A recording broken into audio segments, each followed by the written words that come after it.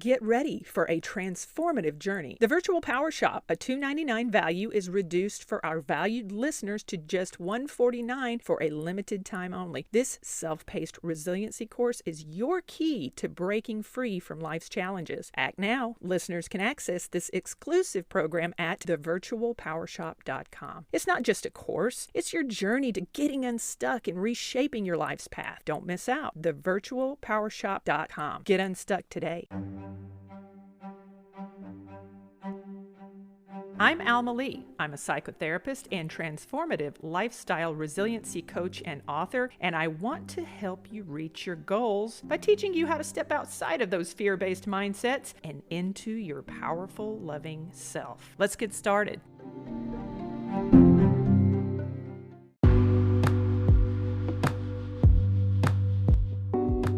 There are so many things, concepts, factors in life that we feel like we have to have in order to be fulfilled, in order to be happy, in order to live. And I want to break apart the notion of those things. That's a fundamental of what keeps us stuck, which ties into my Virtual Power Shop workshop coming up soon, is we get stuck in a mindset, we get stuck in programming where we feel like we have to have certain elements to be intact and working in our lives in order for us to be happy. And that's not necessarily the case. It's not. We can live without love. Did you know that? Does that blow your socks off? Well, here's the thing. We all do from time to time. Think about a time in your life where you felt unloved or you felt unseen by others. Maybe you had a partnership fall apart. Maybe you got divorced. Somebody ghosted you. Maybe you got fired from a job. We've all been through conditions and situations where we felt thrown away, tossed aside, unloved, unseen, unlovable. You can live without it. How are you here right now? If you didn't have the love that you thought that you required in order to live, how are you here right now listening to this? So here's what I want to drive home today. And this is all intended to get you unstuck, to get you outside of a maladaptive pattern of beliefs and actions so that you can move forward in a space of resiliency, so that you can have some tangible, workable resources and skills in moving forward, so that you don't get into a lackluster way of thinking and feeling in life that does not serve you. So if you can live without love, and you can live without being respected, you can live without being trusted, you can live without having friends. Yeah, you can live on your own in isolation. But there's only one reason that people give up in life. And it's not because of lack of love. It's not because of lack of friends. It's not because of lack of money or affluence or abundance. The reason, the root cause of why people give up, why people become suicidal, why people just don't want to try anymore in life, is a lack of hope. It's a loss of hope. Hope is the structure that everything in our life is built upon. It is the foundation of everything that we seek to attain and achieve. If we didn't have hope, we would never try to achieve anything in life. So what is hope? Hope is where desire and belief intersect. When you have a desire about a particular outcome and you possess the belief, it might not be very strong, but it's got to be a belief that it can and could happen for you. That is hope. And that, my friend, is what we have to have in order to keep going. You could be at the very, rock bottom of life. You could be alone. You could be unloved by other people. You could have no money. But that one sliver of light in your life shows up in the form of hope. And that's what keeps us going. And so I want you to pay attention to the areas of your life where you feel completely stuck and disempowered, and ask yourself, do I have hope? Am I hopeful that I can get out of this rut? Am I hopeful that I can move forward in a different way and take more control of my life? Are you hopeless? I doubt that you're hopeless if you're listening to this right now, but do you remember feeling hopeless? I know I do. It is not a place I care to go back to. It's not a place at all that I care to revisit. Oh, hope, desire, and belief.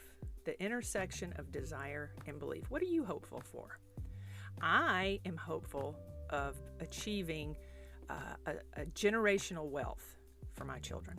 That is what takes up the majority of my time and my effort these days, is focusing on my future goals, my future financial achievements, so that I can build a legacy, not only a legacy of information and support in my writings and social media and this podcast, but to build a structure of financial freedom for my children and their children to come.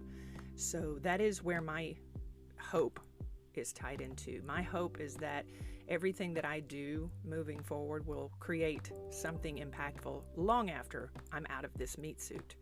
That's what I'm hopeful for, and I do believe that I will achieve it. I am hopeful because of my efforts that I'm taking, the actions that I'm taking and moving forward. Those are showing up incrementally. I'm so impatient. I am the most impatient person I know. I get frustrated. I get wound up. It creates anxiety for me. Does that sound familiar to you? Do you struggle with anxiety in relationship to your impatience? I think that's my biggest obstacle these days, is that I want it now, right now. I want everything right now. So that's something that I have to actively work on. But I am hopeful. I am very hopeful. And when I feel the anxiety build up, and I just make sure that I take time to really, really consider the history and the things that I've accomplished up until this point. And that is what keeps me going, is because I know that I'm on the right path based upon the place that I came from. So do you ever feel hopeless in how to create hope? Do you ever wonder, well, if I'm hopeless, then doesn't that mean that's it? If you're hopeless? No, not necessarily. No, absolutely not. You can create hope. When you're hopeless, you kind of have to have some hope in order to create hope. You kind of have to have at least desire, right? You have to have a desire for an outcome, even if the belief is not there. You may have lost the belief of the desire. But let me tell you a few pointers here. Let me give you something as a means of helping you cultivate that hope. So the first thing is you're going to have to shift your perspective. You've got to be brutally honest with yourself about your attitude. You've got to be really straightforward and doing the introspection to find out and get in touch with yourself. You've got to be honest with yourself about where you are, about the choices that you're making, about the reason that you're making these choices, about the influences around you, and where you're putting your efforts and where you're placing your energy. What are you prioritizing your time and energy on these days? And if that's not working, why aren't you pivoting? Why aren't you shifting, right? A lot of us, we get stuck in the gratification of a particular effort. We stay at a job because we are appreciated or we feel a sense of gratification, but the money's not right and it's not helping serve us on our path towards our generational wealth. You know, maybe you're staying in a lackluster relationship with somebody who will do anything for you and you're fearful of hurting that person by breaking up with them, so you stick it out. But you're not in it. You're not committed. You're not there. And so you go on about your life in these lackluster, comfortable spaces, and you're not achieving any of your goals. So maybe you feel stuck that way. That can erode your hope, because when you're stuck in an environment that is not serving you, It makes sense that you're going to lose hope that you're going to ever achieve and attain the goals that you seek because you're not doing anything differently. So the first thing you have to do is you have to shift your perspective. You have to really, really tighten up on how you look at life. Like, you got to be honest with yourself. You have to be honest with yourself. It's hard. It's hard when we get caught up in a delusional bubble of how we see ourselves through the eyes of other people. That gratification is almost drug-like. You know, to walk away from someone's gratification, someone's validation, and to seek something else, especially something that we've never done before, can be very, very daunting and terrifying even. To give up the one thing that you've propped yourself up against so many years and to walk away to try to achieve the authentic thing that you're seeking. Perspective. You've got to shift your perspective. If you wake up every morning and you've got a terrible attitude and you feel awful and you feel like, ugh, what's the point? Well, chances are that's what's going to show up in your life, because you're going to manifest that whether you like it or not, just simply by having that type of an attitude. You know, if you look at the day ahead as something you have to endure as opposed to a gift that has been given to you, when you look at everything that you do throughout your day as something you have to do versus something you get to do, the elements and the outcomes of those efforts is absolutely going to be reflected in your attitude. That's how you're going to feel about everything. That is going to erode your hope. You are the steward of your well-being. You have to decide every single day how you're going to see your life.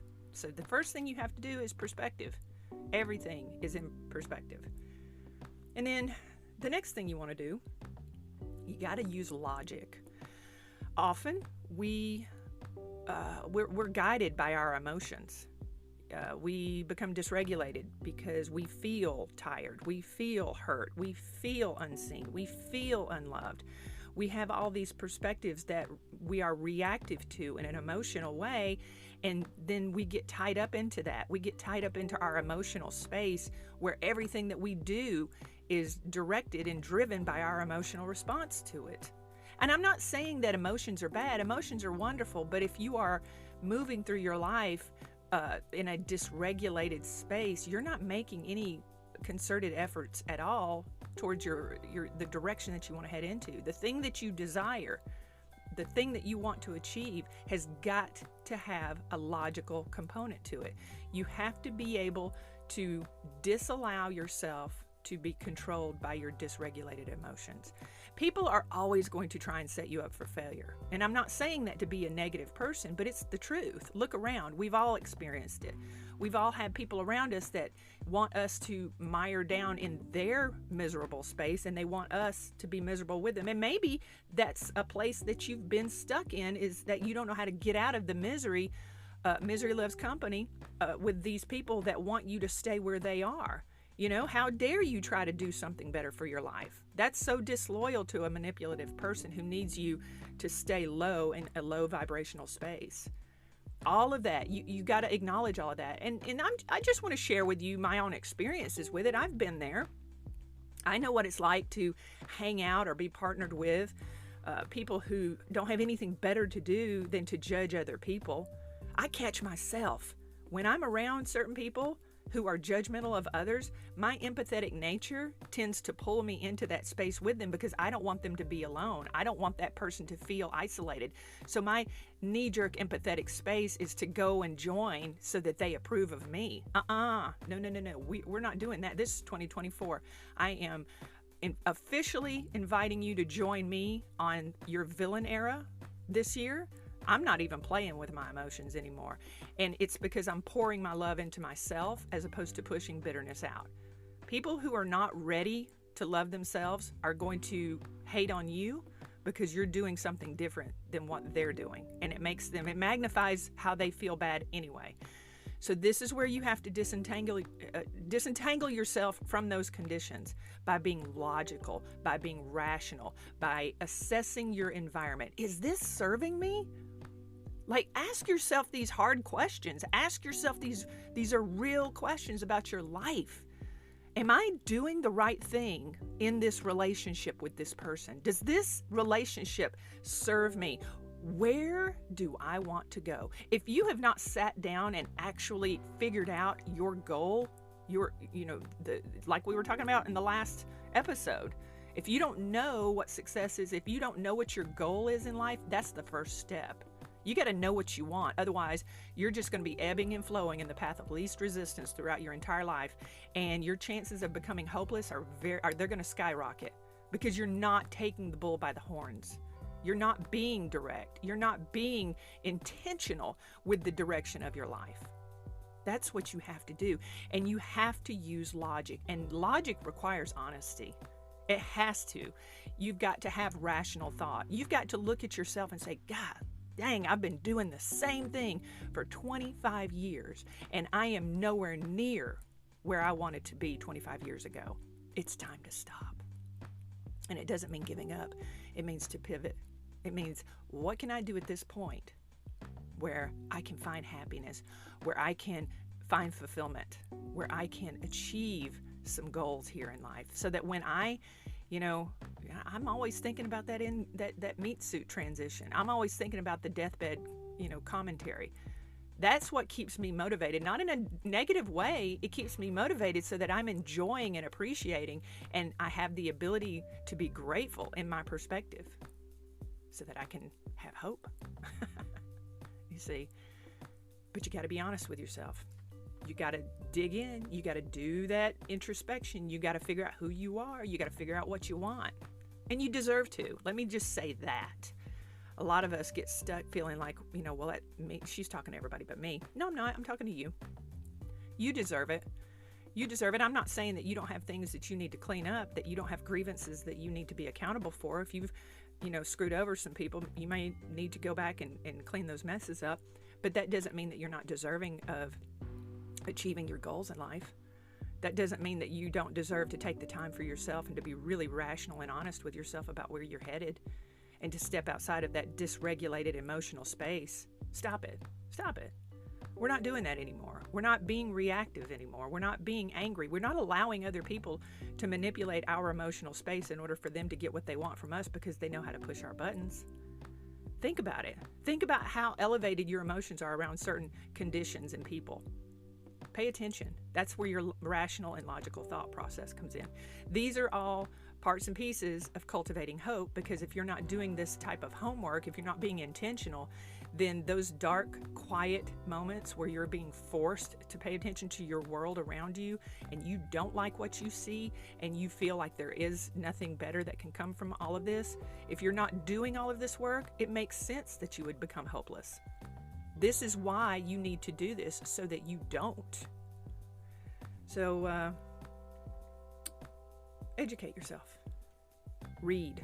What do you want? So let's say that you decide you've got a goal. Let's say you want to become wealthy. I think everybody deserves to be wealthy. I think having access to resources makes you a better human.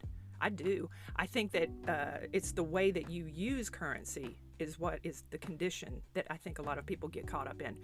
But I think that you deserve to have peace. I think that you deserve to have freedom. And I think that you deserve to have the ability to utilize currency in order to achieve that, to achieve your peace and freedom. I think that the greater programming indicates that you should work hard and, having lots of money is a terrible thing. No, it's not. No, it's not. So if you want to make a lot of money, but you're not making a lot of money and you've been doing the same thing over and over again, maybe it's time to look at that. Like, look at that end goal. You want to be in a healthy relationship with someone. Ask yourself the question, why am I not wealthy?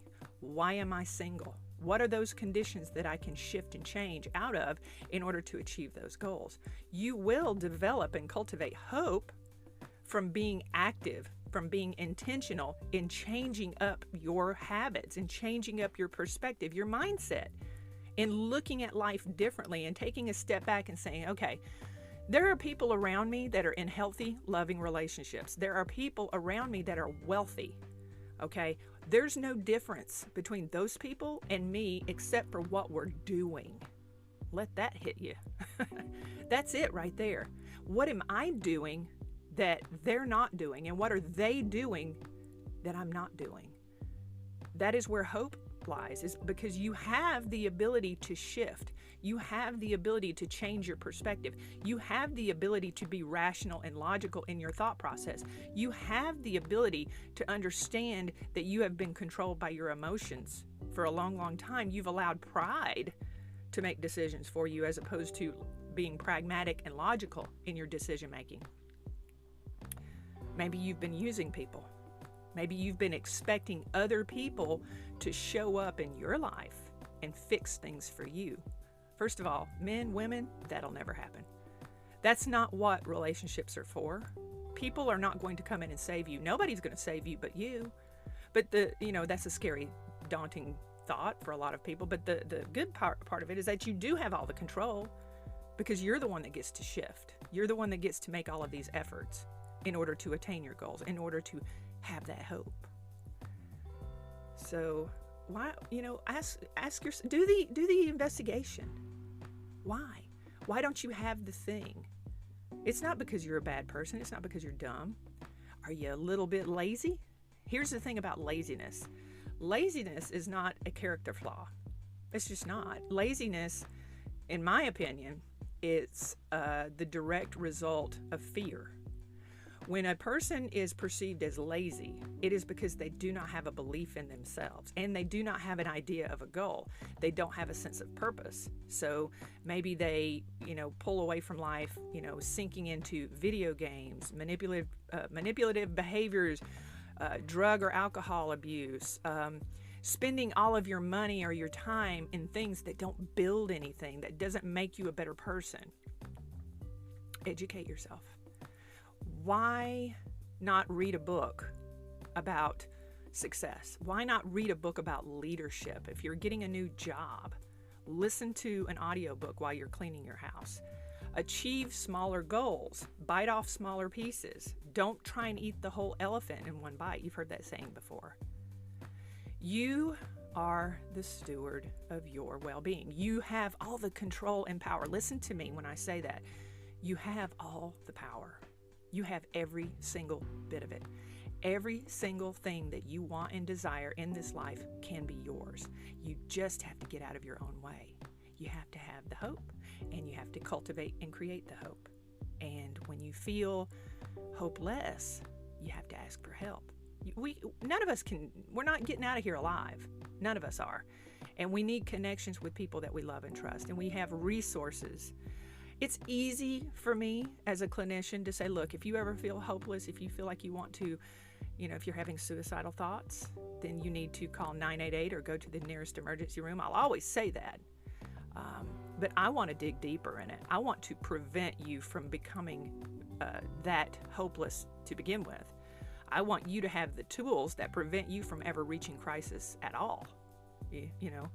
Crisis, yeah, there's a reason, there's resources there, but we don't want to get to that point at all. We want to be empowered to make the necessary changes in our lives through skills and education and empowerment of self, And it's, the thing is about life, and let me just level with you here, is that we're all trying our best. I believe that. I believe that every single one of us is doing absolutely everything that we can. We're doing the best that we can at any given time. And sometimes when we're doing our best, it's hurting other people. That's the thing. And we're all trying to survive. We're all trying to figure this life experience out. And, we get hurt and we hurt others through our experiences in life. And that's just the fact of it. And you can go through life and see everything through a negative lens. That's true. And a lot of people do that. A lot of people see themselves as powerless victims, and they go through life expecting handouts from other people because their perspective is that everybody else is smarter or more worthy or more valuable than they are. And what a troublesome mindset to be in. I would hate to go through my life feeling like I need other people to constantly take care of me and not ever have any idea of what my own power is. Life is scary. It's overwhelming. There's a lot of loss involved. We feel grief. We feel isolation. Just a lot of fear. But on the other side of that is an enormous amount of potential for love just joy. I believe that. I truly, in the bottom of my heart, believe that we are deserving, each and every one of us are deserving of joy. And that the reason we don't experience that is simply because we don't believe we deserve it, or we don't have hope. And I think that when you shift your perspective into one of abundance and one of I am worthy and loving yourself and letting go of the expectation of other people to approve of you all the time and being okay when they don't. That's a hard one for a lot of people, is to be okay when people do not approve of you, when people have negative things to say about you, or they don't validate you anymore, and that you don't get the gratification of their love.